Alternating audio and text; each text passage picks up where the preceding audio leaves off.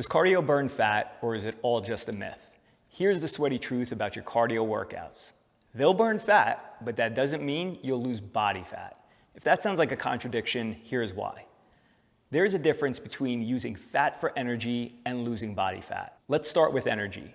Our body is always tapping into two sources of energy.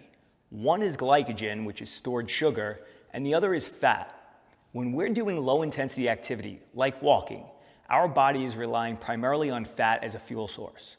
But as the intensity of our walk increases, because we start walking up a steep hill, or go from walking to jogging, from jogging to sprinting, from sprinting to sprinting up the steep hill, our body begins using the sugar stored in our muscles.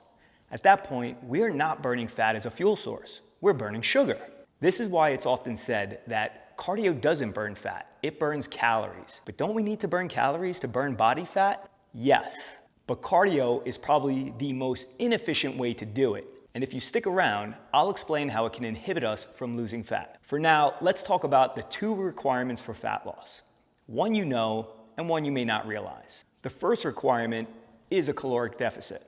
You probably knew that, which is the reason why doing cardio seems to make logical sense. Every spring, I see 5 to 10 of my neighbors in my community start walking or running outside every day in preparation for summer. The mentality, just weeks before the pool at our clubhouse opens up, is let me burn off a few hundred calories each day, and even if I change nothing else, the deficit should cause my body to use stored fat to make up the energy difference. But come time to reveal what weeks of sweating it out has done for their swimsuit body, and there's no noticeable difference. The reason why brings us to the second requirement for fat loss, a high metabolic rate.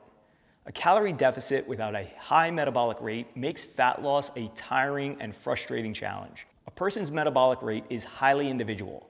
There's no such thing as a good or bad or fast or slow metabolic rate. However, relative to our individual baseline, our metabolic rate can fluctuate between high and low. Let's say, for example, we have a 40-year-old woman with a basal metabolic rate of 1,500 calories per day. Meaning, if she were to do nothing except lay in bed all day, her body would use up 1,500 calories to sustain her normal bodily functions. But with an increase in activity, her caloric needs would have to increase to match her energy output. But what if they don't? What if she barely eats to match her basic metabolic needs and increases her activity to put her in a deep caloric deficit? At first we might say, this is good. This will force her body to tap into stored fat. And that will happen initially. But because our body recognizes the importance of fat for survival, it will quickly look for a way to conserve as much of it as possible. The solution it ultimately lands on is to reduce our metabolic rate. It's like a thermostat. I remember growing up, my dad used to set our thermostat to 62 degrees in the dead of winter. We'd be freezing, but he was saving on the oil bill. By dialing down the temp, it would take longer until our heat kicked on, and when it did, it wouldn't stay on for long. Now as an adult homeowner, I get it, and I forgive you, Dad. Lowering the thermostat conserves more fuel. In the same way, when our body finds it necessary to conserve energy because there's less coming in, or we're burning through more of it than usual, it will dial down our metabolic rate. Another way to say it is that the body learns to live on less. In order to access more body fat for fuel, we need to go into a deeper deficit. A deeper deficit makes it more likely we'll experience a further drop in metabolic rate. And now we're caught in a negative loop. Since we're humans and not HVAC units, we feel the effect of a lower metabolic rate.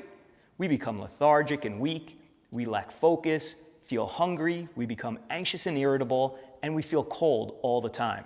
So while we need to be in a caloric deficit to lose fat, it's equally, if not more important, that we maintain the highest metabolic rate possible. Which brings us to how cardio could inhibit fat loss. But first, a public service announcement. If you do cardio because you enjoy it as an activity, you're an endurance athlete, or it's for your mental health, I am not telling you to stop. This information is intended to help separate fact from fiction when it comes to cardio for fat loss. As a way to burn fat, cardio is inefficient and ineffective in the long run for these 6 reasons. Number 1, it doesn't burn as many calories as we think. And as we get more fit, we expend fewer calories by doing the same amount of exercise. Number 2, the amount needed to meaningfully impact fat loss is impractical for anyone who's an adult with a job and whose job title is anything but professional athlete.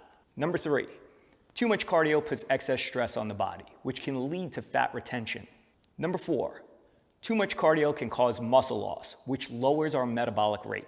Number 5, long duration cardio can stimulate appetite and lead to overeating or poor food choices. And number 6, the body is quite good at managing energy expenditure throughout the day. Meaning, if I run 10 miles, I'll burn a lot of calories, but I'm likely to end up tired and less active for the remainder of the day and probably in the days that follow. Even if I run every day, my body will eventually adapt to it and consider it the norm, and regulate my energy expenditure for the remainder of the day accordingly so that I stay within my metabolic lane. Essentially, we have an energetic budget, and our metabolism is the accountant. The sweaty truth is that you can outsmart your metabolism or accelerate fat loss with cardio. Check out the next video to find out the best way to exercise for fat loss.